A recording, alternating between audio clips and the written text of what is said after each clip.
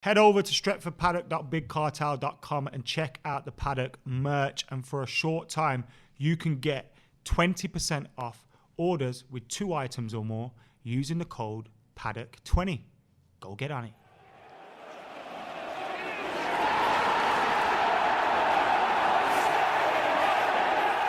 Hello and welcome to Stretford Paddock. This is the preview for Manchester United against PSG in the Champions League. I'm joined today by some very esteemed gentlemen.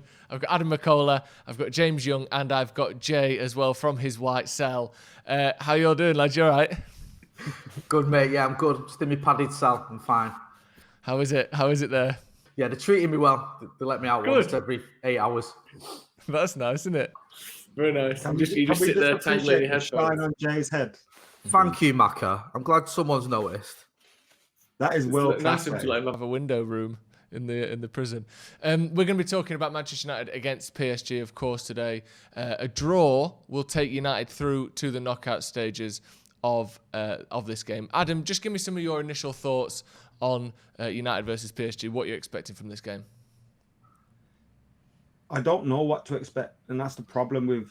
I think with United in general, but also with Paris Saint-Germain, like they have the ability to be out of this world on their day, and they have the ability to frustrate, which is a bit like Manchester United, really.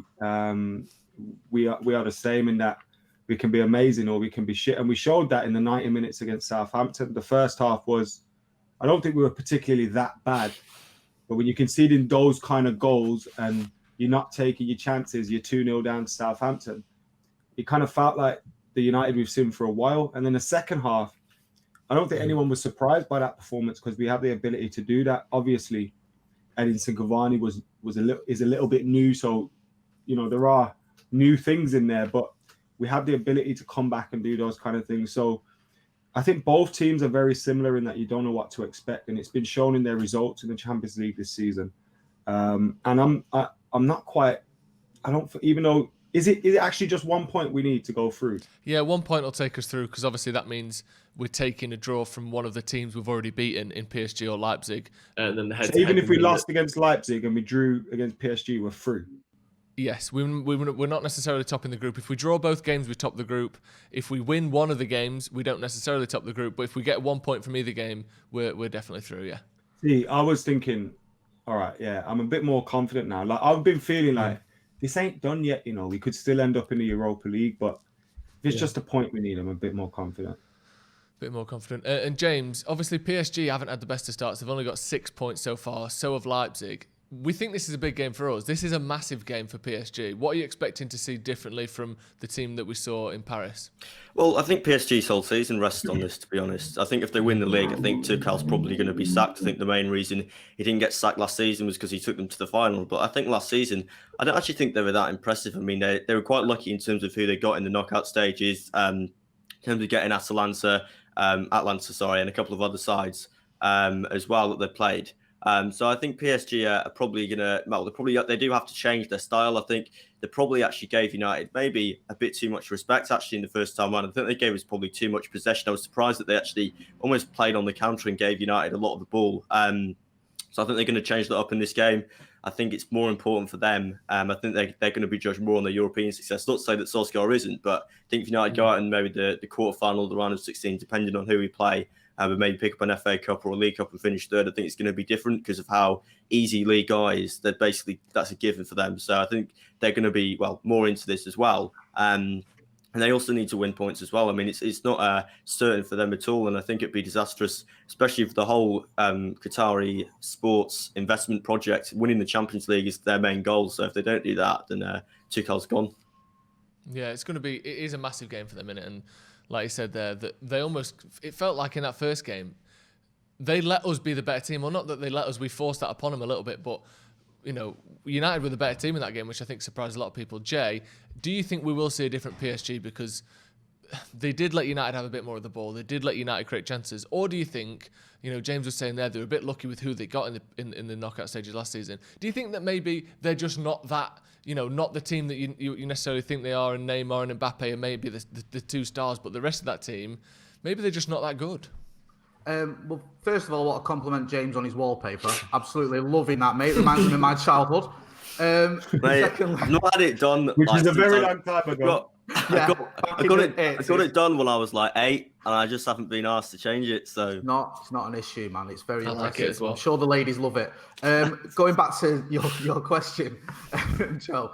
I mean, I think they have this sort of reputation, PSG, almost of like being a little bit like bottlers, because they've had these leads, haven't they? Obviously against us in the Champions League, and other times where they've not been able to see it through. They got to the final last year. Didn't really think they were that impressive in the final, and being brutally honest.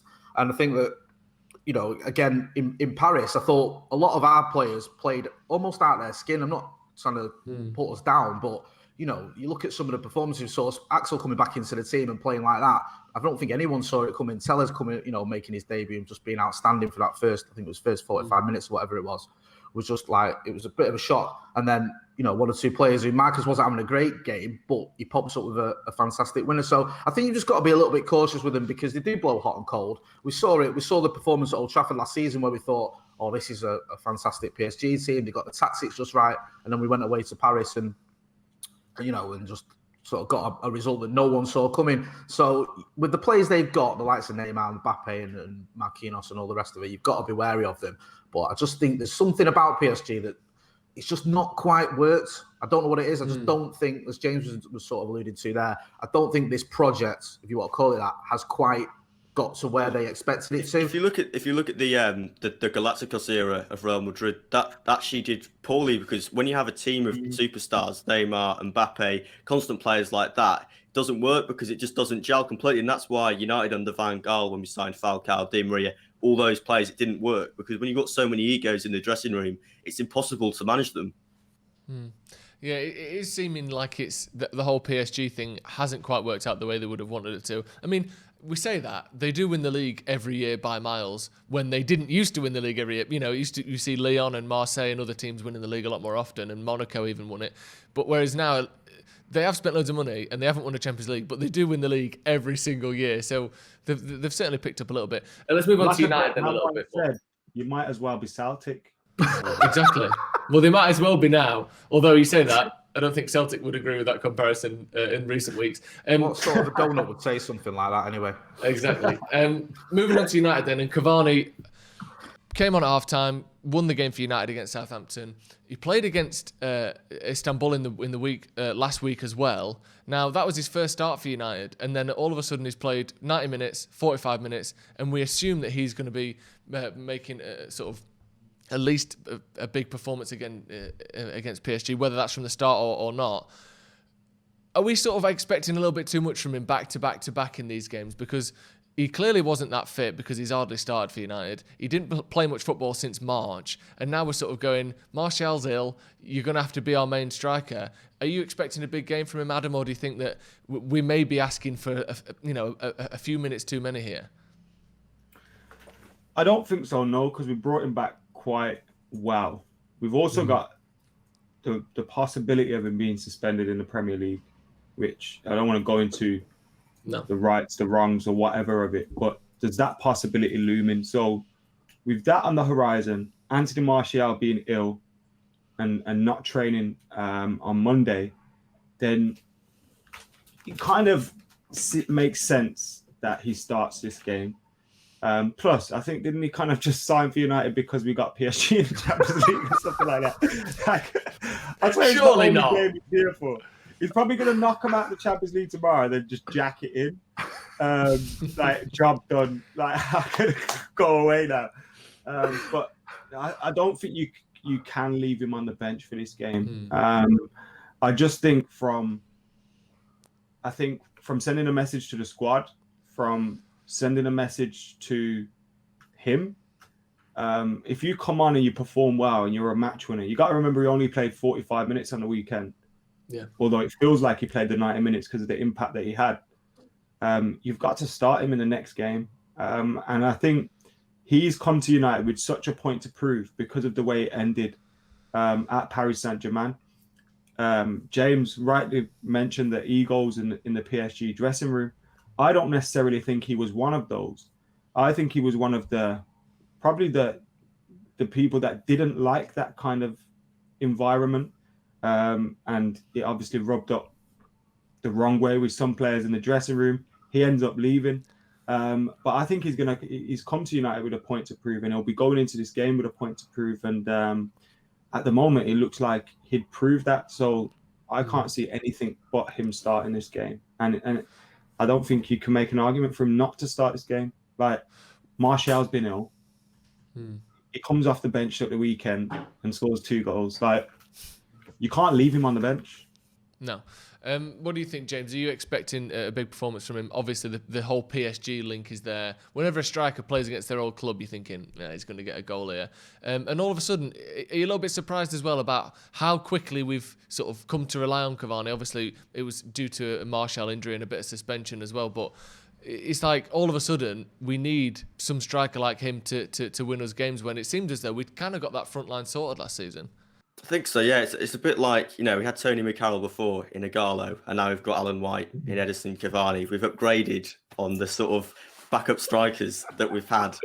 And I think it's a good thing, though, in the sense that Cavani, when he was at PSG, was played out on the wing a lot. And I think that was the issue. And now he's playing through the middle. See, Adam doesn't even understand that reference. It's lost on him. I didn't see that one coming. Seriously. No. Say it again. Some of it cut out. Go on. So you obviously don't understand references to seminal pop bands getting rid of their drummers. Who got rid of their drummer? He compared Ighalo to Tony McCarroll, and was it Cavani to Alan White, or was it something like that? Yeah. Yeah, I've already told you it was a shit, lads. Come on. Yeah. Tony McCarroll's the worst drummer the Beatles ever had. Yeah, exactly. Anyway, sorry, go on, James.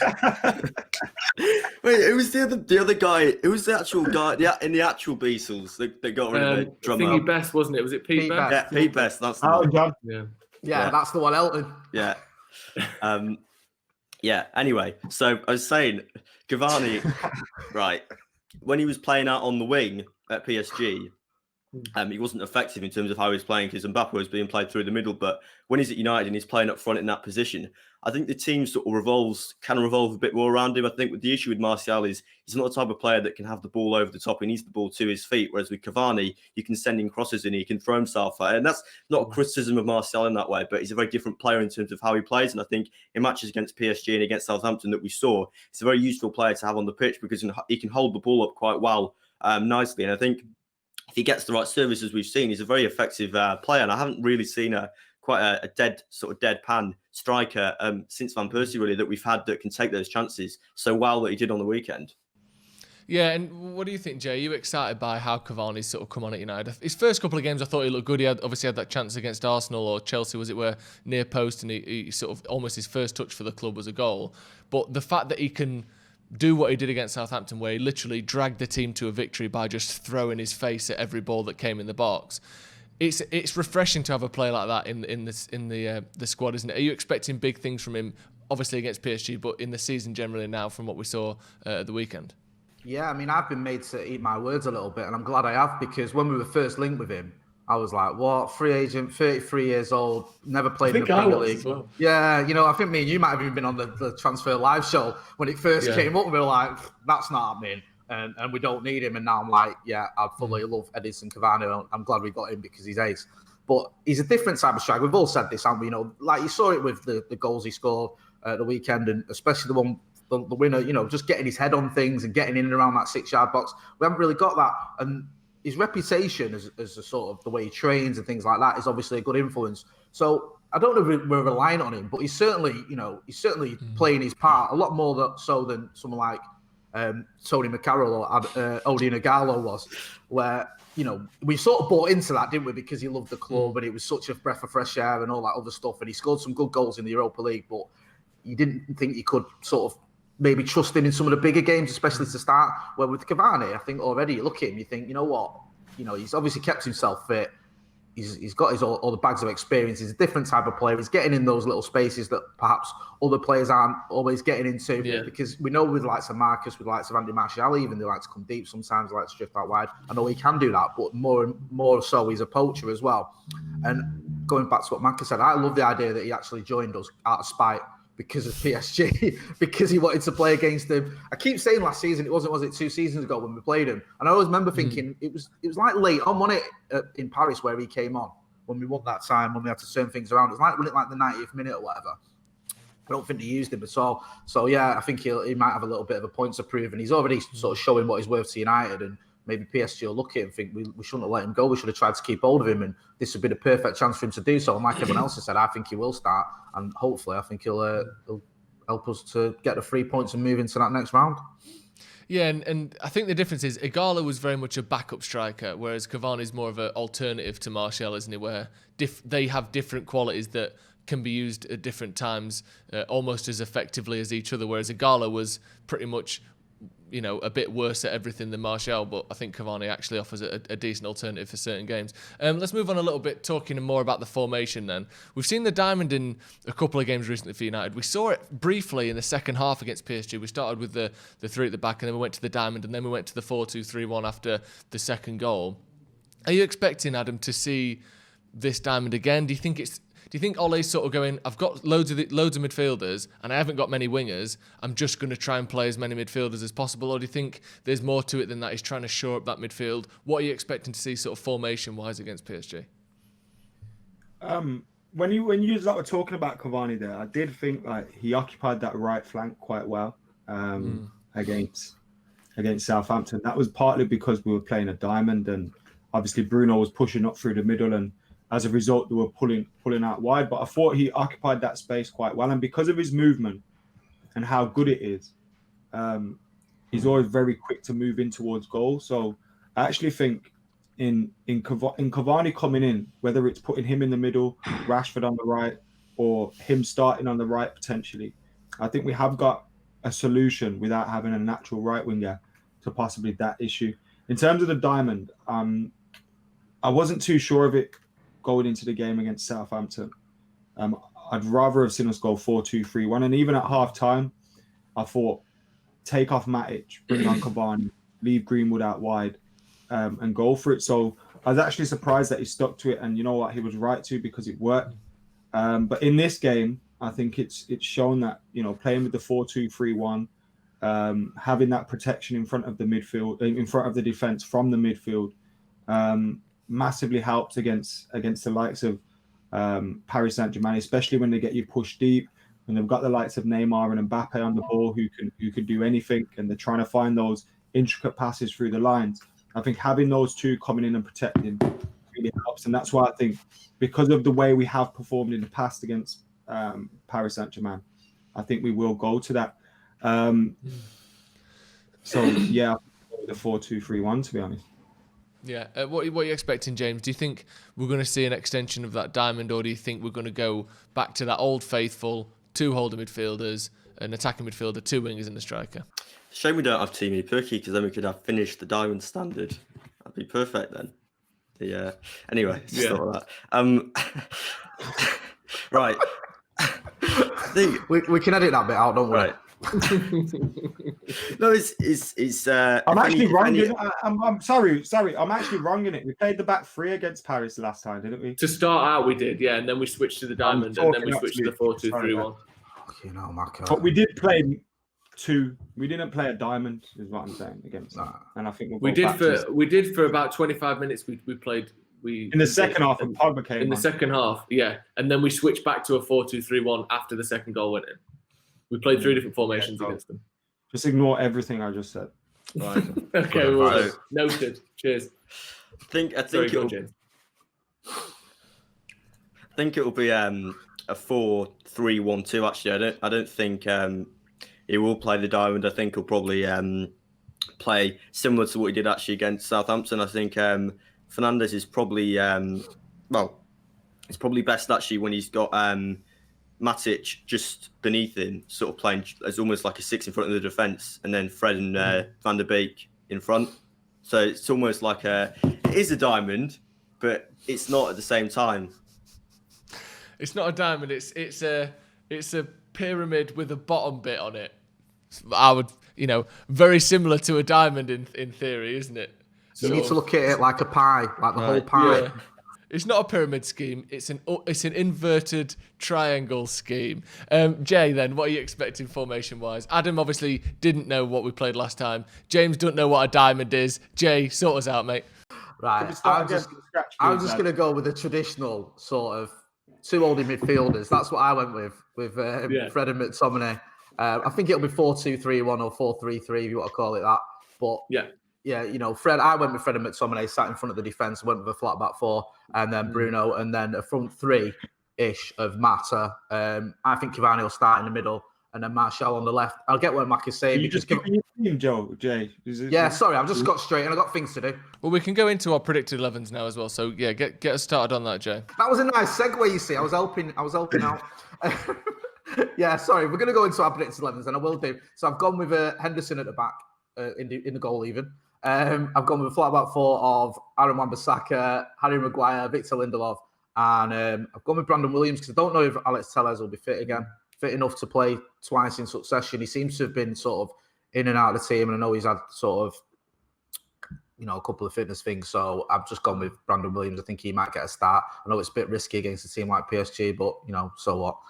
It's only football, isn't it? Then I've gone with Fred and McTominay as a holding midfielders. I've gone with Bruno in front of them. And as I said earlier, my front three, I've gone with Juan Mata, Edinson Cavani down the middle, and Marcus Rashford on the left. Again, though, you know, Mac was talking about it, and I think James mentioned it as well. Cavani can switch over. He can move over. We've seen what he can do down the channels. Yeah. Throughout his career, he's played on the left or right and down the middle.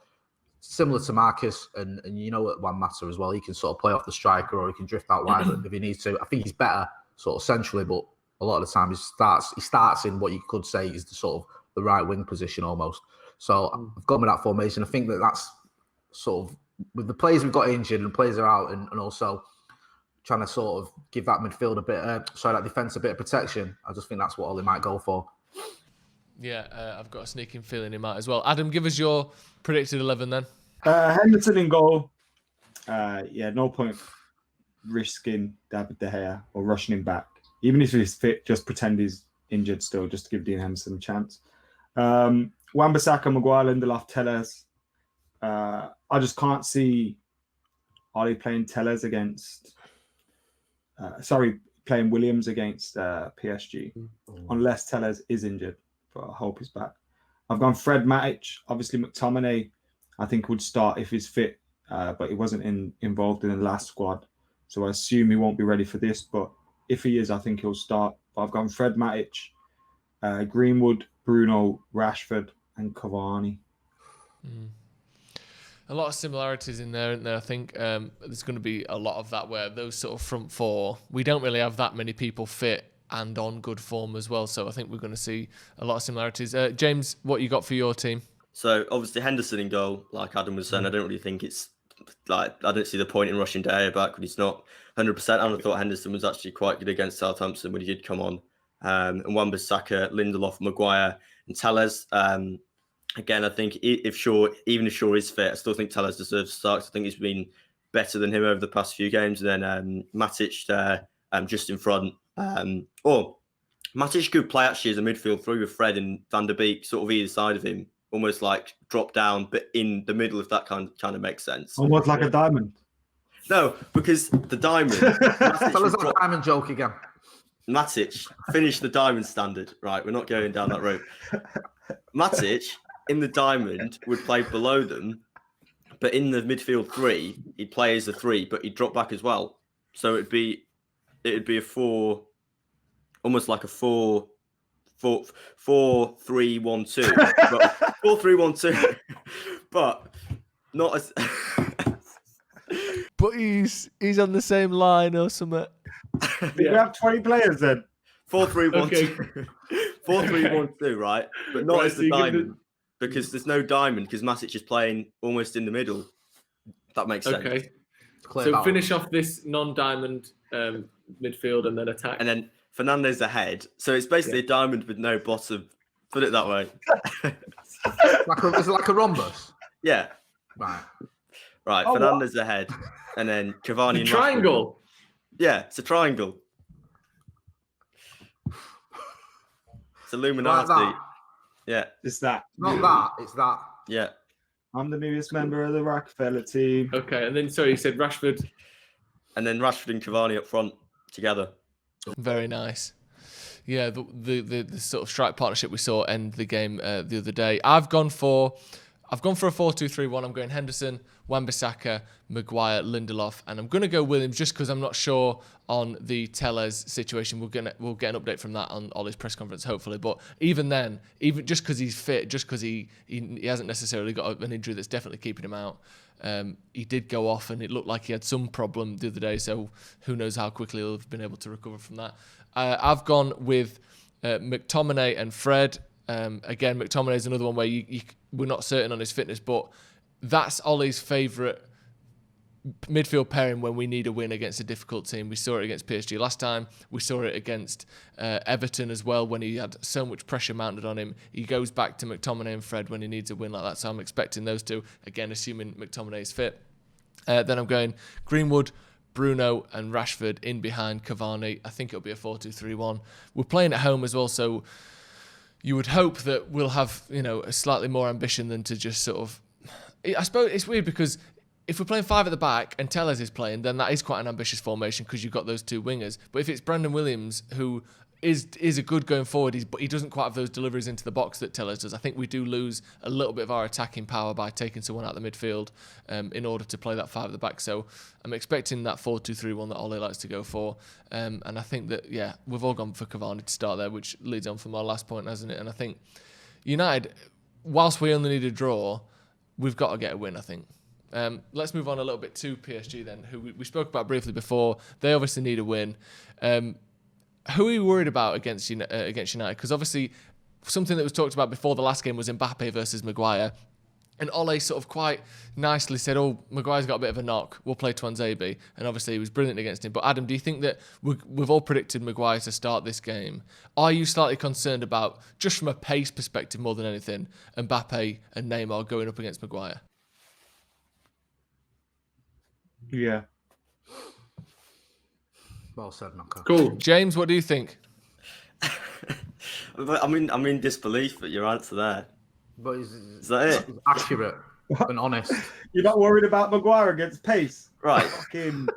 But how often does he actually get done for pace? Like when's other than the Bergwijn goal against Tottenham, when's the last time someone knocked the ball past him? Got it on the other side of him and stuck it in the back of the net. It's important, to keep Maguire with the game in front of him. Don't let him get dragged out of position and all over here and all over there. I'm kind of glad Luke Shaw ain't playing because when Luke Shaw and Maguire are next to each other, Luke Shaw goes missing and then Maguire goes missing after him. And it's just horrible.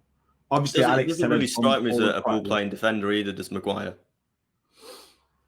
He doesn't have that composure about him. I've noticed, especially when we're trying to play out from the back, it always just seems like a liability that he either invites too much pressure on him and he has to kick it upfield, or he gets charged down. And I don't understand why. Lindelof's better than him in that regard, I think. But then he's better than Lindelof. Look, so actually, I've said Luke Shaw not playing is probably good, but if Luke Shaw played, probably playing the 3 would have helped him. Harry Maguire and that. I don't think we kind of got the options to play the 3 now. We haven't got Axel Tuanzebe. We haven't got Eric Bailly. So we can't play the 3. It looks like we're going to have to go Maguire, Lindelof. I think it's important for Matic to be dropping in between the 2. But then even if you look at that, that's one hell of a slow bunch, isn't it? It's a little bit. What do you think? I just because Mbappe and Neymar can do it to the best in the world. Yeah. They can do it to the quickest in the world. So I'm not getting onto these lot, but if one thing Harry Maguire is susceptible to, it's a little bit of pace. Yeah.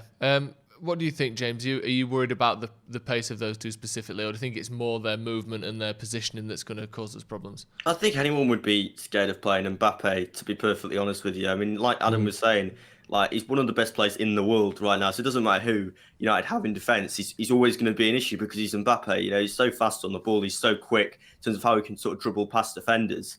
So I think it's going to be difficult for any defender that United put out. But I think probably starting Tuanzebe is probably actually better. I'd say actually. He is suspended, unfortunately. That's what I mean. That's the issue. So when we're playing Lindelof and Maguire together, that's the issue that United have in the sense that there just isn't that much pace there, especially like you were saying with Neymar and Mbappe. I think Neymar, especially going down the wing and getting in, could be an issue if he cuts inside. So I think United have to be careful there. But I mean, We have beaten them before. I mean, I think that was a different thing though, especially because we had Tuanzebe in that defence. It's completely different. So I think it's a difficult one. I don't know how you stop them, to be honest. What do you think, Jay? Because I personally think that, obviously, I know if you did a sort of 15, 10-yard sprints or something, I don't think Maguire would be toward the top, and I think Neymar and Mbappe would obviously be much quicker than him. But we don't really see him caught for pace and goals scored against United because he was so slow very often at all. That doesn't happen that much. Obviously, he knows that's his limitation. I think one of the reasons why he is a good defender, and he is a good defender, is that he works around his limitations very well. I think we saw last season Victor Lindelof was dribbled around 0 times in the league, whatever you want to make of that stat, or very few times at least. It was certainly 0 leading up to the end of the season. Do you think the whole pace thing of Maguire is almost overblown because we know he's a bit slow, but he actually doesn't get done for pace that much? Yeah, I think it is a little bit. I think it's an easy target. It's an easy sort of criticism to level at him because he's not the quickest. You go, he's dead slow. He's not dead slow. He's just, I mean, we saw it when he was at Leicester. We wouldn't have bought him if he was dead slow. He's obviously not the quickest, but I don't see him very often getting done for pace. I know he's had a bit of a patchy season so far, but I don't think pace has been the issue. I think he's just been a little bit out of form, especially after, the summer and all those shenanigans we don't need to go into. But it is a worry. Listen, Mbappe, we know how quick he is. No Neymar as well. Di Maria as well. If he's playing, he can be. I don't know if he is playing or not, or if he will play or not, but he can be a handful. And I think a lot of it is sort of you've got to rely on your fullbacks as well. We know that if it's Williams or if it's Aaron Wan-Bissaka, they sort of can tuck in and help out. I think a lot of it might come down to that as well because it's going to be a tough evening for our defence. There's no doubt about that. And I think it's just got to be, I'm pulling out the cliches here, but it has got to be a team effort. And we've got to see the likes of whether it's McTominay, whether it's Fred or whoever, dropping back and helping out as well. I think Maka was saying about Matic doing it. And, the fullbacks have got to muck in as well. It's just got to be, sort of all hands on deck because it's not just one player, is it, with PSG? You think, you just keep your eye on Neymar, and then it's, well, what about Mbappe? And then, what about Di Maria? They've got a few options, and they're all sort of, fast, tricky, skillful wingers or attackers who can get at you. So we've just got to be at the races. I mean, we saw it. I don't keep going on about it, but 2 years ago in Paris, no one thought Chris Smalling and Victor Lindelof would be able to handle it, but they did. So, Harry Maguire is United captain. He's an £80 million defender for a reason. He's got to be able to step up in games like this. So, this is a perfect opportunity for him to show what he's about. And he plays against quick. I don't think necessarily him getting done for pace, although obviously he's not the quickest, but I think the things that he gets wrong at times can get made worse by the fact that they have got extreme pace in their front line and there's trickery to beat it.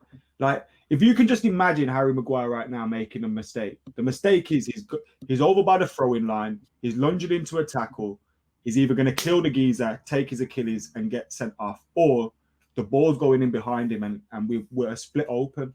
That's why he's got to keep the game in front of him. He can't be wandering really and getting dragged out wide and getting dragged into the middle of the park, because that is when he will get beat. Yeah, I agree. I think the positioning and the trickery of Mbappe and Neymar will be the thing that undoes our defence if anything's going to. I'm not saying that you couldn't see Mbappe knock the ball past him and get it on the other side and score a goal. That's very possible. You don't see it actually as often as you might think, considering everyone's very quick to point out how slow Maguire is all the time. Before we go then, Adam, let's go around and give our score predictions. You first. We're winning 2-1. Very nice. James, what are you thinking? I think we're capable of beating PSG, as we've seen twice now. So I think United should win.